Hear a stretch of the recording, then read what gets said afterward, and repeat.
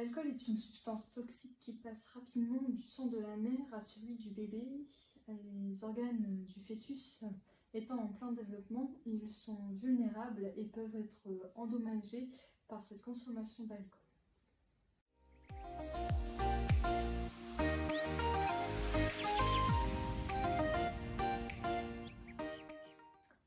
La consommation d'alcool pendant la grossesse augmente le risque de fausse couche, d'un accouchement prématuré ou d'avoir un bébé mort-né. Elle peut également être associée à des malformations chez le bébé, notamment au niveau du cerveau, du cœur, des reins, des yeux, des oreilles. Les bébés exposés à l'alcool avant leur naissance peuvent être plus petits que les autres bébés, présenter de légères différences dans le visage, les yeux petits ou étroits et une lèvre supérieure mince ou aplatie. Si l'alcool est pris en grande quantité, il peut entraîner le syndrome d'alcoolisation fœtale, un problème grave de développement du cerveau qui aura des conséquences à long terme sur le développement de l'enfant.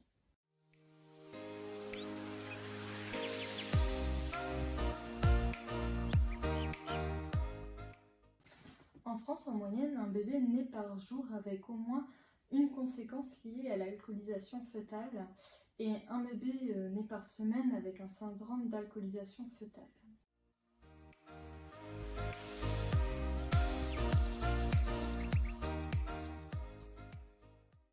Les symptômes de SAF durent toute la vie, mais peuvent changer à mesure que l'enfant grandit. Les tout-petits atteints de SAF peuvent être hyperactifs, incapables de respecter les directives simples, beaucoup trop amicaux, même face aux étrangers, en retard dans leur développement. Le SAF chez l'enfant d'âge scolaire peut causer des troubles d'apprentissage, y compris des troubles de lecture, des troubles de l'attention, des troubles de comportement en classe ou un retard scolaire. En raison de ces problèmes, les enfants atteints de SAF ont souvent une mauvaise estime d'eux-mêmes. Ils réussissent mieux dans un programme d'éducation adapté à leurs besoins. Parmi les problèmes dont souffrent les adolescents ou les adultes atteints du SAF, soulignons les troubles de santé mentale, un comportement sexuel inconvenant, de mauvaises expériences à l'école, des problèmes avec la loi, l'alcoolisme ou la toxicomanie.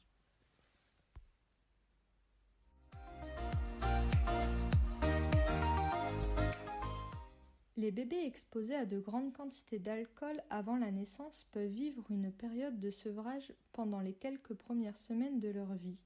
Ce sevrage se manifeste souvent avant leur départ de l'hôpital. Les symptômes de sevrage incluent une extrême irritabilité ou une humeur maussade, des tremblements, des troubles de l'alimentation, de la diarrhée. Ils peuvent également présenter des troubles de rythme cardiaque, de respiration ou de digestion. Bien des bébés exposés à l'alcool pendant la grossesse sont grincheux et éprouvent de la difficulté à se calmer. Ce trouble peut perdurer des années. Ces bébés peuvent aussi souffrir de troubles de sommeil.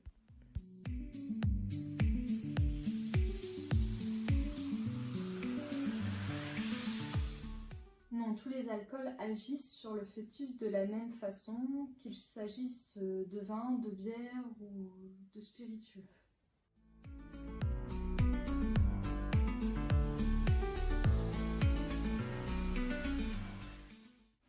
Les connaissances scientifiques actuelles ne permettent pas de déterminer la quantité d'alcool qu'il est possible de consommer sans risque pour le bébé. Nous savons que le placenta ne filtre pas l'alcool. Tout l'alcool consommé passe donc directement du sang de la mère à celui du bébé et aucune étude ne prouve que boire de petites quantités d'alcool à l'occasion est sans risque pour le bébé. C'est pourquoi il est préférable de ne pas consommer d'alcool du tout pendant la grossesse.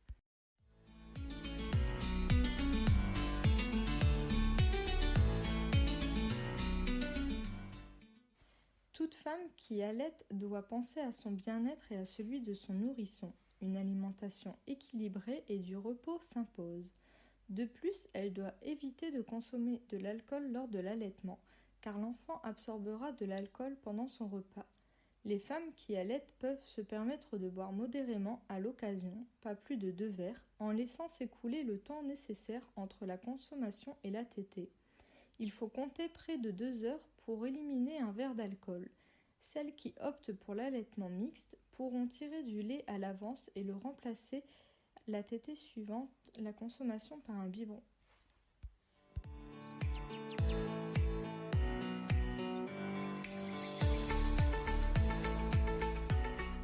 Le SAF dure toute la vie, mais si un enfant atteint du SAF est repéré rapidement et obtient de l'aide, il risquera moins d'avoir des problèmes plus tard. Une intervention rapide s'impose pour réduire la possibilité qu'un enfant né avec le SAF présente des troubles graves lorsqu'il grandira.